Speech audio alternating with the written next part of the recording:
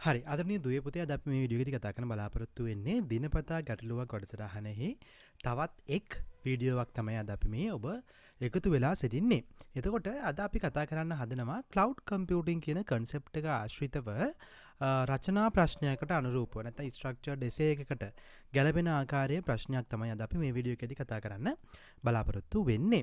එතකොට අපි සාමාන්‍යයෙන් දන්නවා ක්ලවුඩ් කම්පියුටිං කියන කන්සෙප්ට් එක ඉතාමත්ම වැදගත් කන්සෙප්ට් එකක් වෙනවා. මොකද අන්තර්ජාලයේ දියුණුවත් සමග අපි කතා කරනවා විවිධ කටයුතු අන්තර්ජාලය ඔස්සේ සිදු කිරීම අපේ ප්‍රධාන කර්තව්‍යයක් වුණා. ඒතකොට අපි සාමාන්‍යයෙන් දැක්කා පසුගිය අවුරුදු කිහිපය තුලදී කොවිඩ් වසංගතයත් එක්ක ඒ වගේම රටේ ඇතිවෙච්ච ඉන්ධන අර්බුදයත් එක්ක අපි දැක්කා බොහෝ අවස්ථාවල අන්තර්ජාලය ඔස්සේ සේවාවන් සැපයීමක් අන්තර්ජාලය ඔස්සේ ව්‍යාපාරික ආශ්‍රිත මුද්‍රකාංග භාවිතා කිරීමක් අපිට බෙහෙවින් දැක ගන්න පුළුවන් වුණා. එතකොට මේ කියන සියලුම අන්තර්ජාල ආශ්‍රිත කටයුතු සඳහා භාවිතා වෙච්ච යටිතල පහසුකම් ඊට පස්සේ පසුතල සේවාවන් ඊට පස්සේ මෘදුකාංග ප්ලැට්ෆෝම්ස් වගේ හැමදේම මේ බිහි වෙන්න පටන් ගත්තේ වලාකුළු පරිගණක නැත්නම් ක්ලවුඩ් කම්පියුටිං කියන කන්සෙප්ට් එකත් එක්ක. ඒතර අපි අද මේ ප්‍රශ්නයේදී මේ වීඩියෝවේදී කතා කරන්න බලාපොරොත්තු වෙනවා මේ වලාකුළු සංකල්පය ආශ්‍රිතව ගැටලුවකට අපි කොහොමද නිවැරදි පිළිතුරු සපයන්නේ A level ICT පේපර් එක ආශ්‍රිතව. එහෙනම් අපේ පළවෙනි ප්‍රශ්නය. වලාකුළු පරිගණක සංකල්පය යනු කුමක්ද? what is cloud computing? අපිට කියන්න පුළුවන් වලාකුළු පරිගණනය යනු අන්තර්ජාලය හරහා මාර්ගගතව නැත්නම් අපිට ඔන්ලයින්ව සිටමින් විවිධ ව්‍යාපාරික මෘදුකාංග සමග ගනුදෙනු කිරීමට ඇති හැකියාව. අපිට කියන්න පුළුවන් අන්තර්ජාලය ඔස්සේ අපි ඕනෑම සේවාවක් ලබා ගන්නව නම් යම්කිසි මෘදුකාංග භාවිතා කර යම්කිසි ගනුදෙනුවක් සිදු කරනවා නම් ඒ ආශ්‍රිතව ක්‍රියා කරන ඕනෑම දෙයක් අපිට කියන්න පුළුවන් වලාකුළු පරිගණනයට අයත් වෙනවා කියන එක. එතකොට මේකේ ඔයා වචන ලිවීමේදී අනිවාර්යයෙන්ම වැදගත් වචනයක් තමයි අන්තර්ජාලය. අන්තර්ජාලය ඔස්සේ අපිට කියන්න පුළුවන් ඊට පස්සේ මාර්ගගතව අපි ඔන්ලයින් මෙතඩ් එකට තමයි ක්ලවුඩ් කම්පියුටිං කන්සෙප්ට් එක හැදිලා තියෙන්නේ. මාර්ගගතව යම්කිසි සේවාවක් නැත්නම් මෘදුකාංගයක් ආශ්‍රිතව ව්‍යාපාරික සේවාවක් නැත්නම් ගනුදෙනු කිරීමක් සේවාවක් නැත්නම් ගනුදෙනු කිරීමක් සිදු කිරීම අපිට වලාකුළු පරිගණනය කියලා හඳුන්වන්න පුළුවන් වෙනවා. එතකොට ආයක ලියද්දී මෙන්න මේ කියන වැදගත් වචන භාවිතා කරලා ඔබගේ වචනෙන් ඔබට ලියන්න පුළුවන් වලාකුළු පරිගණනය යනු කුමක්ද කියන එකට පිළිතුරක්. ඊට පස්සේ අපි දෙවෙනි ප්‍රශ්නය. වලාකුළු පරිගණන සංකල්පයේ ලක්ෂණ තුනක් සඳහන් කරන්න. එතකොට අපිට කියන්න පුළුවන් පළවෙනි ලක්ෂණයක් තමයි තමන්ගේ අවශ්‍යතාවය අනුව අවශ්‍ය වෙබ් සේවා සහ සම්පත් ලබාගෙන ඕනෑ මොහොතක සම්බන්ධතාවී භාවිතා කළ හැකිවීම.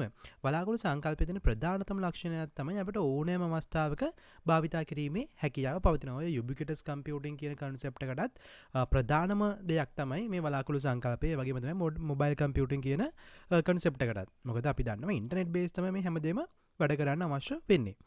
එහෙනම් අපිට කියන්න පුළුවන් එක ප්‍රධාන ලක්ෂණයක් තමයි ඕනෑම අවස්ථාවක ඕනෑම වේලාවක ඕනෑම ස්ථානයක සිට සම්බන්ධ වී ඔබට සේවාව ලබා ගැනීමේ හැකියාව තියෙනවා. ඒතර දෙවෙනි අවස්ථාව අපිට කියන්න වෙනවා ඕනෑම ස්ථානයක නැත්නම් ඕනෑම තැනක සිට ඕනෑම මොහොතක සම්බන්ධ වීමේ ඇති හැකියාව. ඒක තවත් එක්තරා අපිට කියන්න පුළුවන් ලක්ෂණයක්. පළමු ලක්ෂණය කියන්න පුළුවන් ඕනෑම මොහොතක සම්බන්ධ වීමට ඇති හැකියාව.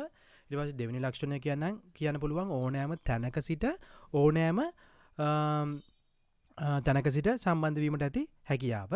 ඊට පස්සේ තුන්වෙනි එක අපිට කියන්න පුළුවන් විවිධ උපාංග හා සම්පත් භාවිතය සහ හුවමාරු කර ගැනීමේ ඇති හැකියාව. අපි කියනවා සාමාන්‍යයෙන් ක්ලවුඩ් කම්පියුටිං කන්සෙප්ට් එක භාවිතා කිරීමේදී අපිට යම්කිසි සේවාවන් නැත්නම් අපි කියනවා යම්කිසි සම්පත් අපිට හුවමාරු කරගෙන සමසේ බෙදාගෙන භාවිතා කිරීමේ හැකියාව පවතිනවා.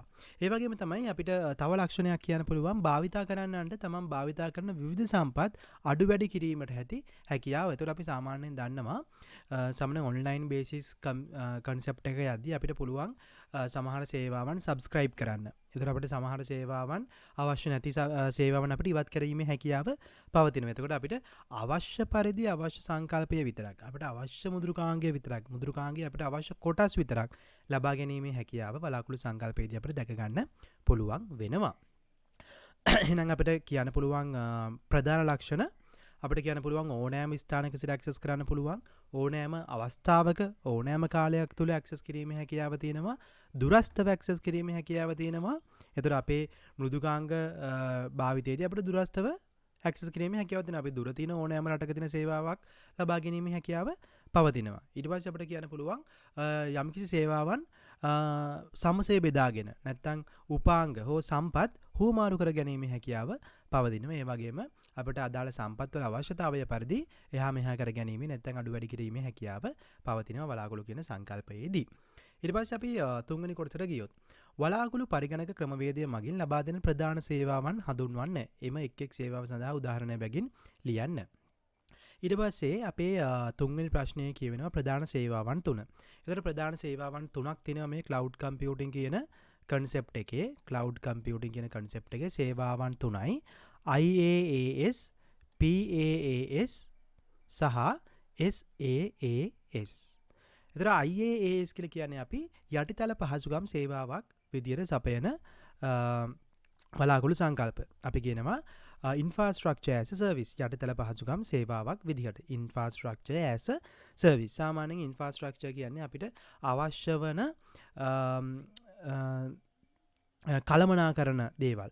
එතකොට අපි සාමාන්‍යයෙන් කියනවා යටිතල පහසුකමක් නිර්මාණය කරගන්න ඕනේ. අපිට ගේම් එකක් ගහනවා නම් යම්කිසි මෘදුකාංගයක් භාවිත කරනවා නම් ඊට අවශ්‍ය වෙන අපේ යටිතල පහසුකම් තියෙන්න ඕනේ. දැන් උදාහරණයක් විදිහට ගත්තොත් අපිට working හොඳ performance තියෙන පරිගණකයක් නැත්නම් සේවාදායකයෙක් අවශ්‍ය වෙනවා. එතකොට ඒ වගේ අපි යටිතල පහසුකම්. එතකොට ඒ වගේ දේවල් අපිට උදාහරණ විදිහට කියන්න පුළුවන් IaaS එකේ යටතේ. සාමාන්‍යයෙන් අපි කියනවා පාරිභෝගික සම්බන්ධතා කළමනාකරණය. ඉන්ෆ්‍රාස්ට්‍රක්චර් එකක්. ඊට පස්සේ අපිට අවශ්‍ය වෙන සමහර ගේමින්ග්ස් ඒවා යන්නේ ඉන්ෆ්‍රාස්ට්‍රක්චර් යටතට. ඊට පස්සේ අපිට අවශ්‍ය වෙන ඩෙස්ක්ටොප් යෙදුම් ඇප්ලිකේෂන්ස් වගේ දේවල් සමහර virtual applications ඒවා යටිතල පහසුකම් විදිහට අපිට කියන්න පුළුවන්. ඊට පස්සේ අපිට සමහර වෙලාවට අවශ්‍ය වෙනවා දැන් ගේම් එකක් වගේ ඩෙවලොප් කරගෙන යද්දී ඊට අවශ්‍ය වෙන සර්වර්ස් ඒවා අපිට යටිතල පහසුකම් විදිහට හඳුන්වන්න හැකියාව පවතිනවා. ඊට පස්සේ අපේ දෙවෙනි එක තමයි platform as a service. platform. ඒතර platform as a service කිව්වම අපි කියනවා පසුතල සේවාවක්. නැත්නම් environment එක අපිට අවශ්‍ය environment එක platform එකක් විතර ලබා ගන්න පුළුවන් වෙනවා. ඒතර ඒක යටතේ අපි සාමාන්‍යයෙන් කතා කරනවා databases, ඊට පස්සේ web servers, ඊට පස්සේ අපි කියනවා application servers, යෙදුම් මෙබලුම් ඒ වගේ දේවල් අපිට කියන්න පුළුවන් PaaS යටතට. ඊට පස්සේ අපේ තියෙනවා software as a service. software as a service SaaS යටතේ. ඒතකොට සමහර අවස්ථාවල මේක සේවාවක් ලෙස මෘදුකාංග භාවිතය කියලා හඳුන්වනවා. සිංහලෙන් අපි මෘදුකාංග සේවාවක් ලෙස software as a service. එතකොට ඒවට අපිට කියන්න පුළුවන් ජාල වගේ දේවල්. ඊට පස්සේ online word වගේ ඒවා උදාහරණ විදිහට කියන්න පුළුවන්. සේවා දායක අපිට කියන්න පුළුවන්. ඊට පස්සේ අපිට අන්තර්ජාලය ඔස්සේ භාවිත කරන input output ආශ්‍රිත මෘදුකාංග හඳුන්වන්න පුළුවන්. ඊට පස්සේ virtual machines හඳුන්වන්න පුළුවන්. අපිට මේ SaaS යන ගණයට දැන් අපි උදාහරණයක් ගත්තොත් අපි භාවිතා කරන Microsoft කියන පැකේජ් එක අපිට කියන්න පුළුවන් යටිතල පහසුකමක් විදිහට හඳුන්වන්න පුළුවන්. හැබැයි ඒකේ තියෙන Word, PowerPoint ඒව ඇවිල්ලා මෘදුකාංග සේවාවක් විතර තමයි අපිට ඒවා හම්බු වෙන්නේ. එතකොට අපි කතා කරේ ප්‍රධාන කොටස් තුන සම්බන්ධයෙන් IaaS, PaaS සහ SaaS කියන කොටස් තුන. ඊට පස්සේ අංක 4. වලාකුළු පරිගණක සංකල්පයේ වාසි හා අවාසි මොනවාද? වාසි හා අවාසි. එතකොට අපිට වාසි විදිහට කියන්න පුළුවන් අන්තර්ජාලය භාවිතා කරලා මෘදුකාංග සම්බන්ධ වීමට ඇති හැකියාව, ඕනෑම මොහොතක මාර්ගගතව සම්බන්ධ වීමට ඇති හැකියාව. ඊට පස්සේ ලෝක ඕනෑම ප්‍රදේශයක සිට ඕනෑම ස්ථානයක අන්තර්ජාලය පවතිනවා නම් අන්තර්ජාලය භාවිතා කරලා හැකි ලොග් වීමට ඇති හැකියාව නැත්නම් භාවිතා කිරීමට ඇති හැකියාව. ඊට පස්සේ අපි කියනවා මෘදුකාංග සඳහා යන වියදම සාපේක්ෂව අඩුයි. මොකද අපි පර්චේස් කිරීමක් සමහර අවස්ථාවලදී කරන්න අවශ්‍ය වෙන්නේ නැහැ. සම්පූර්ණ පැකේජ් එකම පර්චේස් කිරීමක් අවශ්‍ය වෙන්නේ. අපිට අවශ්‍ය ටික විතරක් අපිට cloud computing based applications වලින් භාවිත කරන්න පුළුවන්. ඒ වගේ දේවල් අපිට කියන්න පුළුවන්. ඒ වගේම අපිට කියන්න පුළුවන් තාක්ෂණික සේවාවන් ඉතා ඉක්මනින් අපිට හම්බ වෙනවා. ඊට පස්සේ නඩත්තු කිරීමේදී ඉතාමත්ම අවම ගැටලු තමයි ෆේස් කරන්න වෙන්නේ. වාසි විදිහට අපිට කියන්න පුළුවන්. ඊට පස්සේ අවාසි විදිහට කිව්වොත් අපිට කියන්න වෙනවා අනිවාර්යයෙන්ම තියෙන ඕන දෙයක් තමයි ඉන්ටර්නෙට්. ඩිස්ඇඩ්වාන්ටේජස් යටතේ අපිට කියන්න වෙන කරුණක් තමයි අනිවාර්යයෙන්ම ඉන්ටර්නෙට් තියෙන්න අවශ්‍යයි. මොකද ඉන්ටර්නෙට් හරහා තමයි අපි ක්ලව් කම්පියුටින් කියන කන්සෙප්ට් එක ඇක්සස් කරන්න. එහෙනම් අන්තර්ජාලය හා සම්බන්ධ වීම සඳහා අනිවාර්ය හොඳ සම්බන්ධතාවයක් තියෙන්න ඕන. මොකද අඩු වේගයක් ඇති සම්බන්ධතාවවලදී ක්‍රියාකාරීත්වය අඩුවීමක් වෙනවා. ඒතර අපිට කියන්න පුළුවන් දෙවෙනි කරුණ විදියට වේගය අඩු නම් නැත්නම් අපි කියනවා අපේ සම්බන්ධතාවයේ වේගය අනුව ක්‍රියාකාරීත්වයේ වේගය රඳා පවතින්න පුළුවන්. ඊට පස්සේ අපිට කියන්න පුළුවන් තව ඩිස්ඇඩ්වාන්ටේජ් එකක් විදියට නොලෙජ් එක නැත්නම් අපි කියනවා ෆ්ලුවන්සි එක, ටෙක්නිකල් ෆ්ලුවන්සි එක අනිවාර්යෙන් අවශ්‍ය වෙනවා වලාකුළු සංකල්පය හා කරුණුත් එක්ක වැඩ කරද්දී. එතකොට නොවා වාසි විදියට කියන්න පුළුවන්. ඊට පස්සේ අපේ ඊළඟ ප්‍රශ්නය විදිහට ගියොත් ජංගම පරිගණනය යනු කුමක්ද? මොබයිල් කම්පියුටිං යනු කුමක්ද? එතකොට සාමාන්‍යයෙන් මෙතන මේ වචනේම කියනවා මොබයිල් කම්පියුටිං. එතන මොබයිල් කම්පියුටිං කිව්වහම අපි දන්නවා භෞතික සම්බන්ධතාවයකින් තොරව. එහෙනම් අපි කියනවා රැහන් රහිත උපක්‍රම භාවිතයෙන් ශ්‍රව්‍ය දෘශ්‍ය දත්ත සම්ප්‍රේෂණය කිරීමට ඇති හැකියාව. අපි කියනවා දත්ත සම්ප්‍රේෂණයට. නැත්නම් අපි කියනවා ශ්‍රව්‍ය දෘශ්‍ය දත්ත සම්ප්‍රේෂණය සඳහා රැහන් රහිත උපක්‍රම. නැත්නම් අපි කියනවා භෞතික සම්බන්ධතාවයක් තොර පරිගණනය භාවිතා කර දත්ත හුවමාරු කිරීම අපිට කියන්න පුළුවන් ජංගම පරිගණනය කියන කරුණ කියලා කියන්න පුළුවන්. ඒතර ජංගම පරිගණකයේ ප්‍රධානම දෙයක් තමයි මේ ක්ලවුඩ් බේස් කම්පියුටිං. නැත්නම් අපි කියනවා ඉන්ටර්නෙට් සහිත ඉන්ටර්නෙට් බේස් කම්පියුටිං තමයි ජංගම පරිගණනයේදී භාවිතා වෙන්නේ. ඊට පස්සේ අපිට ඊළඟ ප්‍රශ්නට ගියොත් වලාකුළු පරිගණක සංකල්පය හා ජංගම පරිගණනය සිසුවෙක් තම අධ්‍යාපන කටයුතු සඳහා භාවිතා කළ හැකි අවස්ථා 4ක් ලියා දක්වන්න. එතකොට වලාකුළු සංකල්පය ක්ලවුඩ් කම්පියුටිං සහ ජංගම පරිගණනය නැත්නම් අපි කියන මොබයිල් කම්පියුටිං කියන දෙකම භාවිතා කරලා කොහොමද සිසුවෙක් අධ්‍යාපනය සඳහා භාවිතා කරන්න කියලා වගේ දේවල් අපිට කියන්න පුළුවන්. අධ්‍යාපනය සඳහා දැන් උදාහරණයක් තමයි අපි පසුගිය අවුරුදු වල ඔන්ලයින් ටීචිං. එතකොට අපිට කියන්න පුළුවන් අන්තර්ජාලය හරහා අධ්‍යාපනය ලබා දීම. නැත්නම් අපි කියනවා මාර්ගගත අධ්‍යාපනය සඳහා භාවිතා කිරීමේ හැකියාව පවතිනවා. ඊට පස්සේ අපි සාමාන්‍යයෙන් කියනවා LMS වගේ systems. එතකොට අපි දන්නවා අන්තර්ජාලය හරහා භාවිතා කරන LMS learning management systems. ඒවා අධ්‍යාපනය සඳහා භාවිතා කිරීමේ හැකියාව පවතිනවා. ඊට පස්සේ අපිට කියන්න පුළුවන් අන්තර්ජාලය ඔස්සේ ගිණීම් කටයුතු සඳහා අවශ්‍ය වන තොරතුරු ලබා ගැනීමට ඇති හැකියාව. ඊට පස්සේ අපිට කියන්න පුළුවන් අධ්‍යාපනික වෙබ් අඩවි ආශ්‍රිත දේවල් අපිට කියන්න පුළුවන්. ඊට පස්සේ අපිට කියන්න පුළුවන් මිතුරන් සහ ගුරුවරුන් අතර පවත්වන ඔන්ලයින් සාකච්ඡා මාර්ග. නැත්නම් අපි කියන ඔන්ලයින් සාකච්ඡා. දැන් අපි මේ කරන්නේ ඔන්ලයින් සාකච්ඡාවක්. අන්තර්ජාලය ඔස්සේ YouTube කියන platform එක කරා අපි මේ විභාගයට අවශ්‍ය වෙන කරුණු කතා කරනවා.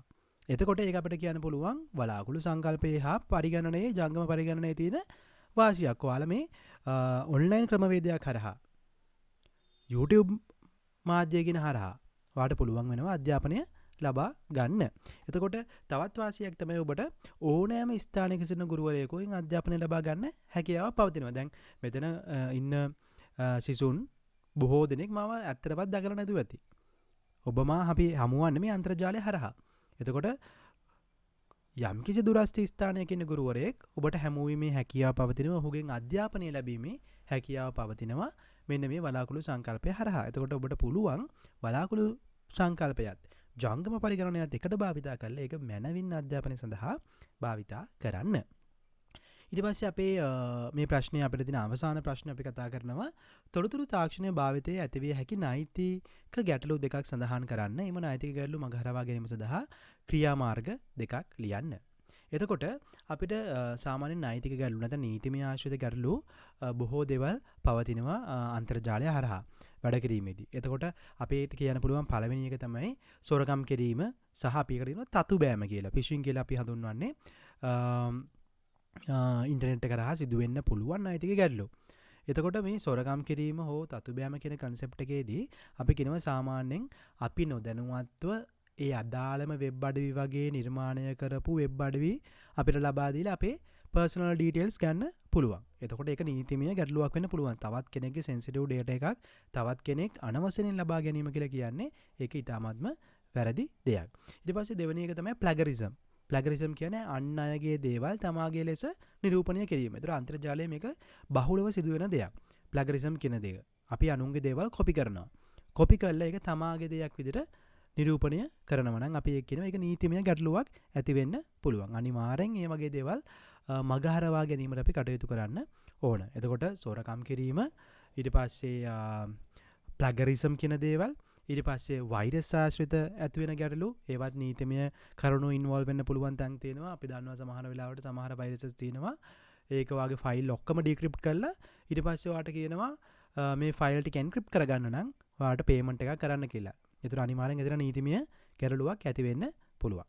එතකොට ඒ වගේ දේවල් අපිට උදාහරණ විදිහට කියන්න පුළුවන්. මේව මගහරවා ගැනීමට හොඳ ඔබට කරන්න තියෙන දේවල් තමයි අපිට සාමාන්‍යයෙන් කියන්න පුළුවන්. ගිනි පුවරු භාවිතා කිරීම, ෆයර්වෝල් එක එනේබල් කරලා තියෙන එක හොඳ දෙයක්. ඊට පස්සේ ඔබට හොඳ වෛරස් ගාඩයක් භාවිතා කිරීමේ හැකියාව පවතිනවා. ඊට පස්සේ මුරපද භාවිතා කිරීම නැත්නම් අපි කියන හොඳ සිකියුරිටි සිස්ටම් එකක් භාවිතා කරලා තියෙන එක ඉතාමත්ම වැදගත්. ඒ වගේම අපි කියනවා ස්පෑම් ඊමේල්ස් නැත්නම් අපි කියනවා සැක කටයුතු වෙබ් අඩවි, සැක කටයුතු ඊමේල් පණිවිඩ විවෘත නොකර සිටීම අපිට උදාහරණයක් විදිහට කියන්න පුළුවන්.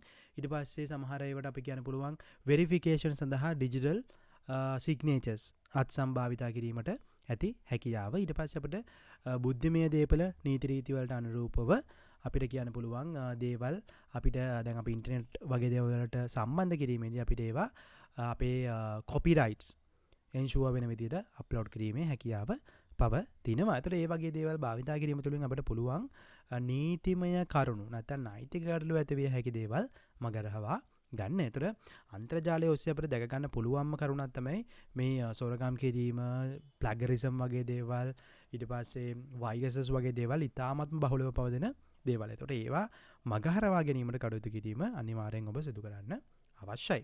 එතකොට අපි මේ වීඩියෝ එකේදී කතා කරේ වලාකුළු සංකල්පය නැත්නම් ක්ලවුඩ් කම්පියුටිං ආශ්‍රිතව අහන්න පුළුවන් එක්තරා ගැටලුවක් තමයි අපි මේ ඩිස්කස් කරේ මේ වීඩියෝ එක හරහා. අපි දැක්ක ක්ලවුඩ් කම්පියුටිං කන්සෙප්ට් එක ඇතුළේ ප්‍රධාන සේවාවන් තුන ඉන්ෆ්‍රාස්ට්‍රක්චර් ඇස් අ සර්විස්, ප්ලැට්ෆෝම් ඇස් අ සර්විස්, සොෆ්ට්වෙයාර් ඇස් අ සර්විස් කියන සර්විස් තුන ගැන අපි කතා කරා.